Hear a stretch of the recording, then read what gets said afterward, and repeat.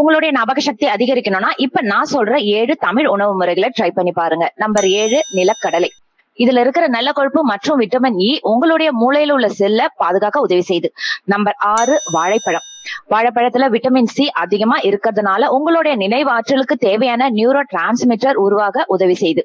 Number 5 மஞ்சள். மஞ்சள்ல உள்ள கற்கமின் மூளையில ஏற்படும் அழற்சியை குறைத்து நினைவாற்றலை அதிகப்படுத்தும்.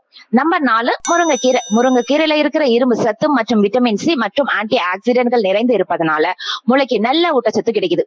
Number 3 walnut. வால்நட் இல்லையா? அப்ப நம்ம ஊர் பாதம்.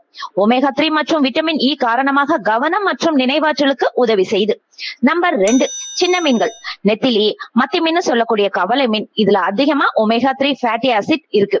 இது மூளையின் செயல்திறனை மேம்படுத்த உதவி செய்யுது. முதல் இடத்துல இருக்கிறது நம்ம பாரம்பரிய சிறுதானியங்கள் தான். கம்பு, கேழ்வரகு, திணை போன்ற மெதுவா சக்தி கொடுத்து மூளைக்கு தொடர்ச்சியா எரிசக்தி வழங்குகிறது இந்த சிறுதானிய உணவுகள். ஆனா முக்கியமானது, நம்ம மெமரியை அதிகரிக்க ஒரு உணவு மட்டும் போதாது. கூட நல்ல தூக்கம், உடற்பயிற்சி மற்றும் தினசரி புதிய விஷயங்களை நம்ம கற்றுக்கொண்டே இருக்கணும். இந்த 7 உணவுகள்ல நீங்க தினமும் எதை சாப்பிடுறீங்க அப்படின்றது எங்களுக்கு கமெண்ட்ல சொல்லுங்க.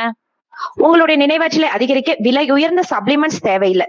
நம்ம வீட்டிலே கிடைக்கும் உணவுகளே மூளைக்கு தேவையான சக்திகளை கொடுக்குது.